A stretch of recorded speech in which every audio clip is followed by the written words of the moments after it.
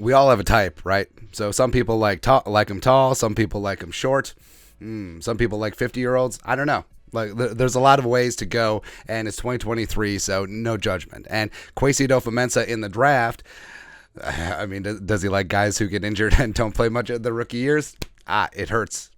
No, I got faith that they'll contribute eventually. And Spielman, I mean, he likes 7th-round picks. That's really about it. But there's one key attribute at the combine that Kwesi does keep an eye on. So look at the relative athletic score. Now, these are put together by a guy named Mathbon, Kenley Platt. He's fantastic. Go check out his work. And being able to sum up a prospect and how they grade out with their various attributes against players of their position, it really comes in handy. So Lewisine, freak athlete, 9.92 out of 10 on the RAS, relative athletic scale. But look at the 10-yard split, 1.45, which is in the 99.8% percentile.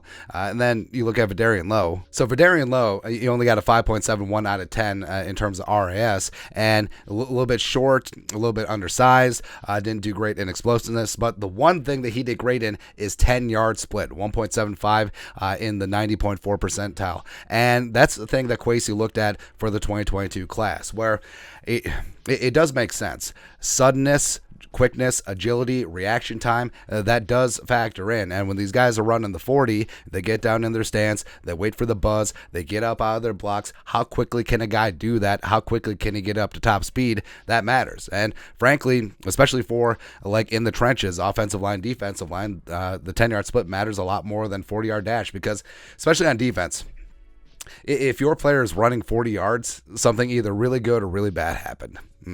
And yes, Kwesi only has one draft class underneath his belt, but this is pretty much a trend so far. So Lewisine in the 99th percentile, Ed Ingram in the 99th percentile for his position.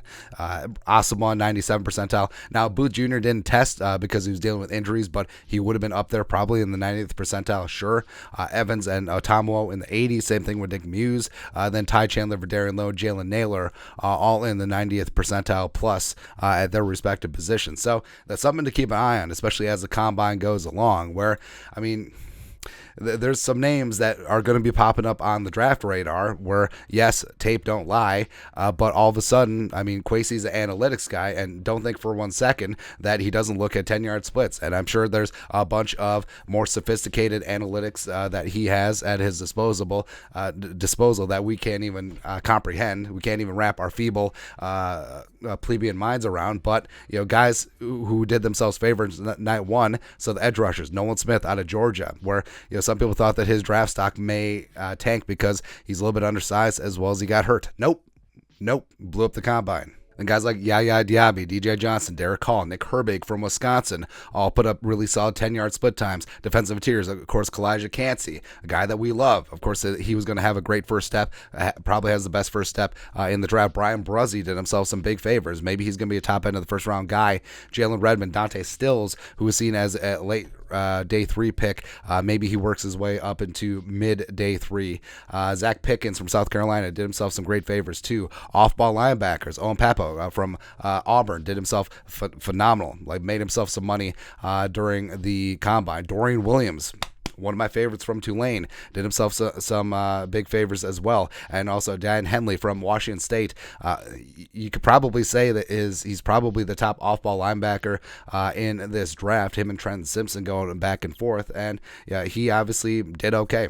So it's something to keep an eye on. And, you know, like I said, there's only one draft underneath Kwesi's belt so far, but this is a trend. So guys that have the quickness, no matter what their position, guys who are sudden, guys that have good reaction time, guys who are able to accelerate up to top speed quickly, valued very much so by Kwesi. But your thoughts are thoughts. Take a look at Kwesi's love for 10-yard split times. Let us know your thoughts and our thoughts and his thoughts and everyone's thoughts in the comment section below. Subscribe for daily Vikings takes. Once worth the work. Put a little something in the Venmo. But until next time, Skull Production Value.